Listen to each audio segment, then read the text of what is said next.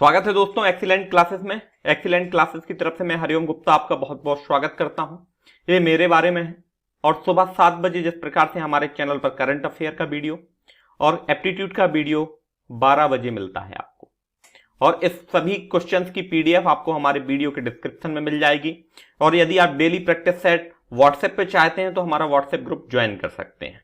इसके साथ साथ मैं आपको बताऊं कि हमारा जो आरआरबी एनटीपीसी का एग्जाम है यह 15 दिसंबर को शेड्यूल हो गया है। तो ये बहुत ही अच्छा समय है तैयारी शुरू करने का, और प्रतिदिन थोड़ी थोड़ी तैयारी करते रहिए ताकि आपको एग्जाम में पूरी फायदा मिल पाए। तो करंट अफेयर का सुबह 7 बजे मैं आपको 15 इंपॉर्टेंट क्वेश्चन पर डे देता हूं और एप्टीट्यूड का एक सेट पर डे प्रैक्टिस करवाता हूं। तो आइए शुरू करते हैं आज का हमारा टॉपिक। आज का टॉपिक हमारा एलसीएम और एचसीएफ, इसके बारे में हम डिटेल से डिस्कस करेंगे और ये एप्टीट्यूड की सेकेंड क्लास है। इससे पहले हम पहले क्लास में हमने डिस्कस किया था नंबर सिस्टम। आज हम बात करेंगे एलसीएम और एचसीएफ के कंसेप्ट और क्वेश्चन दोनों के बारे में। तो शुरू करते हैं। इससे पहले हम कंसेप्ट समझ लेते हैं। एलसीएम जिसका फुल फॉर्म है लोएस्ट कॉमन फैक्टर, जिसे हिंदी में कहते हैं लघुत्तम समापवर्तक, और ये होता है हाईएस्ट कॉमन फैक्टर। अब बहुत ही बेसिक सा डिफरेंस है और होते क्यों हैं और हम निकालते क्यों हैं एक एक करके हम समझेंगे। हमें यहां पर कुछ भी रटना नहीं है, क्योंकि इतना याद रखिए रट के कोई भी एग्जाम नहीं निकाला जा सकता। आपको चीजें समझनी पड़ेंगी, समझ के ही आप आगे बढ़ पाएंगे। तो सपोज दैट हमारे पास दो नंबर है 24 और 36। हम इन दोनों के एलसीएम भी निकालेंगे और एचसीएफ भी निकालेंगे, लघुत्तम समापवर्तक लासा जिसे शॉर्ट में बोलते हैं, और मासा भी निकाल देंगे, महत्तम समापवर्तक। तो लघुत्तम से जैसे समझ में आ रहा है कि छोटी से छोटी संख्या हमें यहां पर फाइंड करनी होगी जो इनसे डिवाइड हो सके। तो 24 और 36 से मिनिमम डिवाइड नंबर कौन सा हो जाएगा? 2। दोनों 2 से डिवाइड होते हैं। इसके बाद 2 से डिवाइड करने के बाद हमारे पास क्या बचेगा नेक्स्ट स्टेप में? 24 से 12, 36 से 18। फिर हम 2 से डिवाइड कर देंगे तो नेक्स्ट स्टेप में 6 और 9। अब हमारे पास ये तो 2 से डिवाइड हो जाएगा, बट ये 2 से डिवाइड नहीं होगा। तो यहां हम डिवाइड करेंगे, मिनिमम नंबर कौन सा हो जाएगा? 3। और यहां पर हमारा 2 और 3 ये दोनों ऐसी संख्याएं बच जाएंगी जो अब किसी से डिवाइड नहीं होंगी।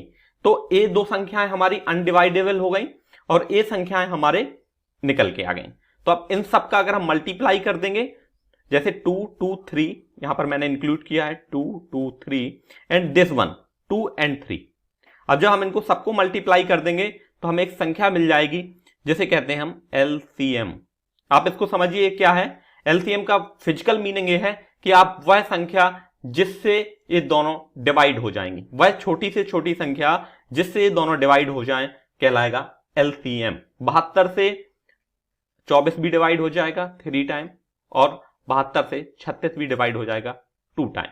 तो यहां पर ये सबसे छोटी ऐसी संख्या है जिससे 24 और 36 दोनों डिवाइड हो जाएंगे। ये था इसका फिजिकल मीनिंग। अब आप बात करते हैं एचसीएफ के बारे में, हाईएस्ट कॉमन फैक्टर। अब हमें हाईएस्ट कॉमन फैक्टर से मतलब है बड़ी से बड़ी वह संख्या प्राप्त करनी है जो इन दोनों से डिवाइड हो जाए। आइए निकालते हैं उसी सेम मेथड से। 24 को डिवाइड करेंगे पहले 2 से तो 12 और 18 बचेगा, फिर 2 से करेंगे तो 6 और 9 बचेगा, फिर 3 से करेंगे तो 2 और 3। अब कोई भी ऐसी कॉमन संख्या नहीं है एक को छोड़कर जो इन दोनों से डिवाइड हो सके, राइट। तो इन तीनों का मल्टीप्लाई जब हम कर देंगे तो हमें एचसीएफ मिल जाएगा 2, 2 और 3। तो यहां पर राइट आंसर आ जाएगा 12। 12 is our highest common factor. तो मुझे आशा है कि आपको ये कंसेप्ट समझ गए होंगे। यदि फिर भी कोई डाउट है तो आप मेरे व्हाट्सएप ग्रुप पर आकर मुझसे पूछ सकते हैं, मैं आपको सब कुछ डिटेल में फिर से समझा दूंगा। ये रहा एक और एग्जाम्पल जिसमें हम बात करेंगे एचसीएफ हाईएस्ट कॉमन फैक्टर, मासा और एलसीएम लोएस्ट कॉमन फैक्टर के बारे में। तो यहां पर अगर बात की जाए तो हमारा जो लोएस्ट कॉमन मल्टीप्लिकेशन होगा लासा और मासा, अगर इन दोनों का मल्टीप्लाई कर दें, यहां पर एक थ्योरम है, एलसीएम और एचसीएफ का जो मल्टीप्लिकेशन होगा वह संख्याओं के गुणनफल के बराबर होगा। जैसे हम 16 और 12 का अगर आप एलसीएम निकालें तो 16 और 12 का एलसीएम और इनका एलसीएम निकलेगा कितना? 16 और 12 का एलसीएम निकल आएगा 48, क्योंकि मिनिमम संख्या 16 और 12 की क्या है? 48, जिससे दोनों डिवाइड हो जाएंगे, और मैक्सिमम नंबर जिससे दोनों डिवाइड हो जाएंगी 4। तो जब हम इन दोनों का मल्टीप्लाई करेंगे एलसीएम और एचसीएफ का, तो इनकी वैल्यू एग्जैक्टली उतनी हो जाएगी जितना कि संख्याओं का गुणनफल। इस ट्रिक से बहुत से क्वेश्चन आप इजीली सॉल्व कर पाएंगे, क्योंकि याद रखिएगा एग्जाम में आपको 1 मिनट से भी कम समय लेना है। वहां अगर आप बहुत डिटेल में क्वेश्चन सॉल्व करने लग गए तो आपका क्वेश्चन नहीं हो पाएगा, या आप बहुत से क्वेश्चन छोड़ के आएंगे। इसलिए practice, correct practice is important. अब एक और मैं आपको डिवाइडेबल विधि बताता हूं जिससे एचसीएफ आप निकाल सकते हैं बड़ी संख्याओं के। हम इससे, इन मेथड से सारे क्वेश्चन भी सॉल्व करेंगे। सबसे पहले हमें 30 और 42 का एचसीएफ निकालना है। तो हम छोटी संख्या होगी उसको बड़े से डिवाइड करेंगे। तो सिंपली हम 30 को डिवाइड कर रहे हैं 42 में, तो हमारे पास रिमाइंडर शेष कितना बच जाएगा 12 जितनी शेष बचे उसको फिर से इसमें डिवाइड कर देना है। तो 2 बार जाएगा, फिर से बचा 6। अभी बचा शेष और हम डिवाइड करेंगे किसमें 12 में। तो हमने डिवाइड किया, बचा 2। तो लास्ट में जब आपका रिमाइंडर 0 हो, शेष 0 हो, उस समय आपने किस संख्या से डिवाइड किया था वो संख्या कहलाती है आपकी हाईएस्ट कॉमन फैक्टर। एक कहलाता है विभाजन विधि, डिवाइडिंग रूल। यही था हमारा आज का कंसेप्ट। अब आते हैं, हम आपको ले चलते हैं आपके पहले क्वेश्चन पर। आरआरबी भोपाल जूनियर इंजीनियर 2018 का एग्जाम में क्वेश्चन पूछा गया है 1134, 1344 और 1701 का एचसीएफ हमें निकालना है। तो सिंपल, हम डिवाइडिंग मेथड अभी हमने जस्ट सीखा है, मैं आपके लिए 1 मिनट में बताता हूं ये कैसे होगा। देखिए इसकी 2 ट्रिक हैं। या तो आप इनमें से सबसे बड़ी संख्या उठाइए, आप सबसे बड़ी संख्या उठाइए और इन सभी में डिवाइड करना शुरू कर दीजिए। तो एक बात तो समझ में आ जाएगी कि 42 सबसे बड़ी संख्या है, लेकिन वो 1701 से डिवाइड तो नहीं होगी। जैसे हम 42 का भाग दें 1701 में तो कुछ ना कुछ रिमाइंडर तो बचेगा, क्योंकि ये सम है और ये विषम है। ओके, तो यहां पर ये पूर्णतः डिवाइड तो नहीं होगा। तो यहां पर ऑप्शन एलिमिनेशन मेथड से भी हम समझ सकते हैं कि यहां पर 42 तो आंसर नहीं होगा। इसके बाद हम नेक्स्ट में चलेंगे। तो नेक्स्ट में हमारे पास मेथड है 21 से हम करके देखेंगे। तो जैसे ही 21 से हम डिवाइड करेंगे ऑल नंबर विल डिवाइड। तो ये तो मेथड था आपका ऑप्शन एलिमिनेशन मेथड से। आपको एक एक करके सारे ऑप्शन चेक कर लेने हैं और ऑप्शन जो सही होगा उसमें आप टिक कर पाएंगे। तो इस तरीके से आप कर सकते हैं। दूसरा मेथड आपका डिवाइडिंग विधि है, लेकिन उसमें आपका समय थोड़ा सा लग सकता है यदि आपकी प्रैक्टिस नहीं है। आइए मैं उससे भी करके दिखा देता हूं आपको। 1134 को डिवाइड करेंगे हम 1344 में। सेम यहां पर हमारा कितने बार डिवाइड हो जाएगा, ये सिंपली एक बार डिवाइड होगा। तो यहां पर बचेगा 1134। इस रिमाइंडर कितना बच जाएगा 210। फिर हम किस में डिवाइड करेंगे 1134 में। तो यहां पर कितना बचेगा 5 बार जाएगा। 5 बार डिवाइड करने पर कितना होगा 1050। कितना बचेगा 4 और यहां पर बच जाएगा 8। अब 84 को डिवाइड करेंगे 210 में और सिंपली कितना बच जाएगा हमारे पास, अगर हम डिवाइड करेंगे तो जाएगा 2 बार और यहां आ जाएगा 168। 168 आने के बाद अब कितना बचेगा यहां 42 और 42 को डिवाइड करेंगे 84 और ये 2 बार चला जाएगा और रिमाइंडर आ जाएगा 84। देखिए यहां 42 एक संख्या निकल के आ गई। अब 42 17 से डिवाइडेबल नहीं है, तो अगेन हम 42 को क्या करेंगे 1701 में रखेंगे। 1701 में रखने के बाद क्या होगा, सिंपली ये कितने बार डिवाइड हो जाएगा 40 टाइम और 1680 और यहां पर रिमाइंडर कितना बच जाएगा 21। इस मेथड से भी आप आंसर निकाल सकते हैं, लेकिन आपको मैं रिकमेंड करूंगा option elimination method is best. आप दोनों तरीके से कर सकते हैं, लेकिन एक इसमें आप देख पा रहे होंगे अगर आपकी प्रैक्टिस करेक्ट नहीं रहेगी तो थोड़ा सा समय ज्यादा लगेगा। ओके, तो राइट आंसर है यहां पर हमारा ऑप्शन नंबर बी। आते हैं नेक्स्ट क्वेश्चन पर। नेक्स्ट क्वेश्चन आपकी स्क्रीन पर ये रहा 96, 528, 2160 और 3520। इनका हमें क्या निकालना है हाईएस्ट कॉमन फैक्टर, वह बड़ी से बड़ी संख्या जिससे ए डिवाइड होते हो। तो बड़ी से बड़ी संख्या क्या है यहां पर 24, लेकिन 24 का जब हम डिवाइड करेंगे 528 में तो ये पूर्णतः डिवाइड नहीं होगा। तो 824 तो हमारा ऑप्शन एलिमिनेशन मेथड से बाहर हो जाएगा। नेक्स्ट संख्या बचती है हमारी 16। तो 16 का इसमें भी डिवाइडेशन हो जाएगा, इसमें भी डिवाइडेशन हो जाएगा, इसमें भी डिवाइडेशन हो जाएगा।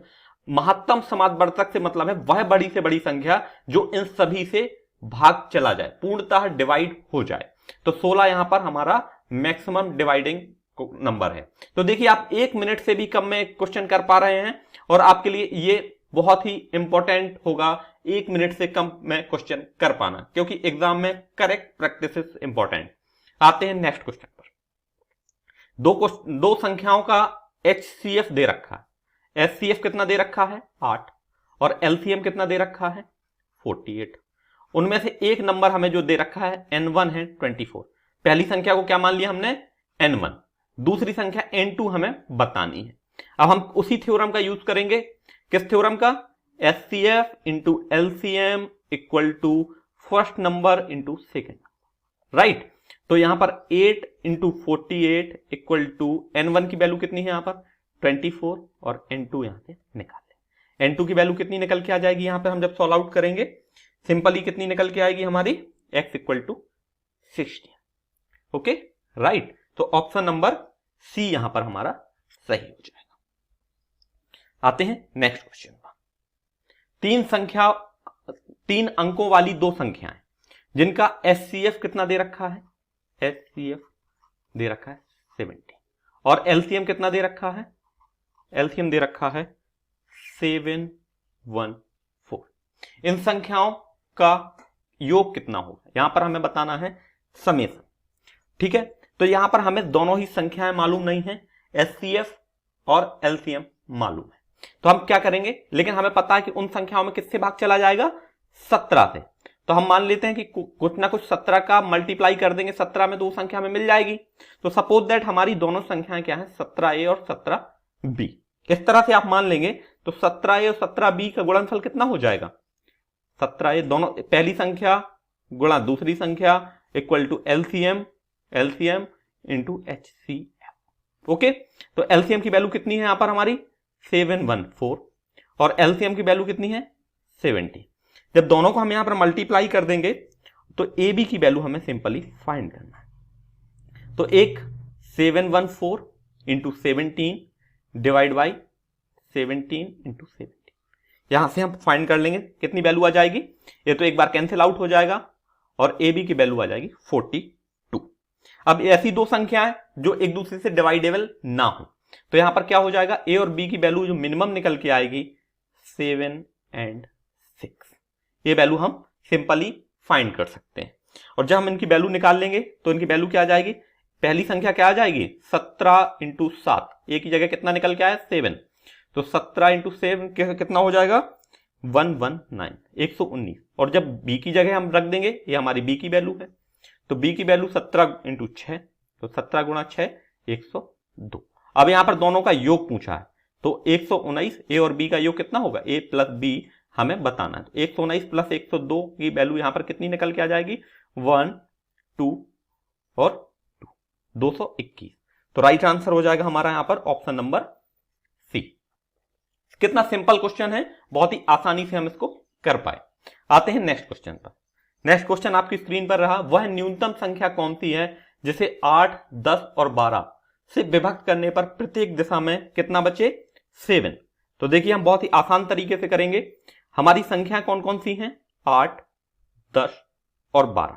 अब इनका क्या सबसे पहले हम निकाल लेंगे LCM, क्योंकि वह संख्या निकालना है जिससे इसे डिवाइड हो सके। और LCM में कितना जोड़ देंगे 7, क्योंकि हमेशा क्या बच रहा है 7 रिमाइंडर बच रहा है। तो इनका LCM निकालेंगे, LCM ऑफ 8, 10 एंड 12 प्लस 7। तो आइए कॉमन फैक्टर करते हैं, 2 इंटू 2 इंटू 2, 8 को ऐसा लिख सकते हैं और 10 को क्या लिख सकते हैं 2 इंटू 5। तो 2 तो हमारे पास पहले ही हमने इंक्लूड कर लिया है, 2 हमारा यहां पहले ही आ गया है, तो हम 2 को फिर से इंक्लूड नहीं करेंगे। अब 12 को क्या लिख सकते हैं हम 2 गुणा 2 गुणा 3 मिनिमम फॉर्म में, तो 2 और 2 तो पहले ही आ चुके हैं हमारे। अब यहां पर क्या रह गया है ओनली 3।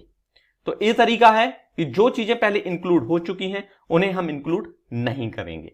प्लस 6, तो यहां पर 2 इंटू 2 इंटू 2 8, 8 इंटू 5 40, 40 इंटू 3 120, 120 आ जाएगा प्लस 7। तो यहां पर वैल्यू कितनी निकल के आएगी 127। राइट आंसर हो जाएगा हमारा यहां पर ऑप्शन नंबर ए। कितना आसान सा क्वेश्चन है। यदि कोई भी फिर भी डाउट रह जाता है तो आप मेरे व्हाट्सएप ग्रुप पर आप मुझसे पूछ सकते हैं, मैं आपको प्रत्येक डाउट क्लियर कर दूंगा। आते हैं नेक्स्ट क्वेश्चन पर। वह छोटी से छोटी संख्या कौन सी है जो पूर्ण वर्ग हो तथा 3, 4, 5, 6, 8 से डिवाइड होती हो। ओके, तो हमें वह संख्या बतानी है जो पूर्णतः वर्ग हो और इनसे डिवाइड होती हो। तो सबसे पहले क्या करेंगे, हम इन संख्याओं को लिख लेंगे। 3, 4, 5, 6 एंड 8। तो सबसे पहले हम क्या लिखें, 4 को 2 into 2 लिखा जा सकता है। इन संख्याओं को बस जस्ट हमें सिंप्लीफाई करना है। 3 तो एक ही बार है, 5 भी एक ही बार है, और 6 को क्या लिख सकते हैं, 2 into 3, 2 into 3 के फॉर्म में लिखा जा सकता है। तो हम यहां पर सिंपली क्या कर लेंगे, और यहां पर 8 को क्या लिखा जा सकता है, 2 into 4, 2 into 4 के फॉर्म में आ जाएगा।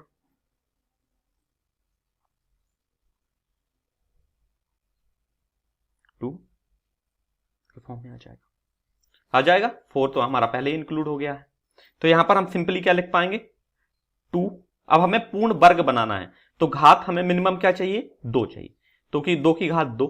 अब यहां पर क्या है, बेसिकली आपका 3 एक ही बार है, लेकिन अपन को चाहिए पूर्ण वर्ग, तो एक 3 एक्स्ट्रा इंक्लूड करना पड़ेगा कि नहीं करना पड़ेगा, तभी तो जाके वो पावर 2 बनेगी।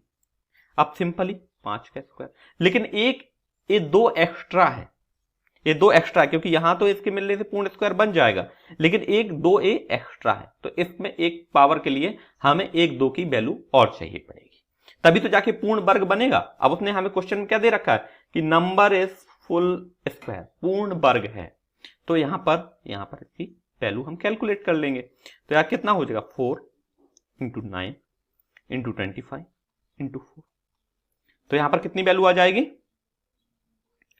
36। तो राइट आंसर हो जाएगा हमारा ऑप्शन नंबर डी। ओके, कोई भी डाउट हो तो आप मुझसे पूछ सकते हैं, बहुत ही सिंपल तरीके से बताया मैंने। तो राइट आंसर है हमारा option number D, 3600।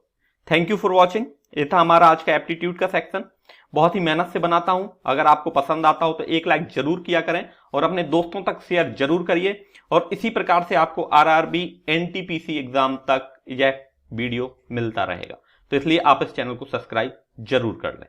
Thank you for watching, have a awesome day.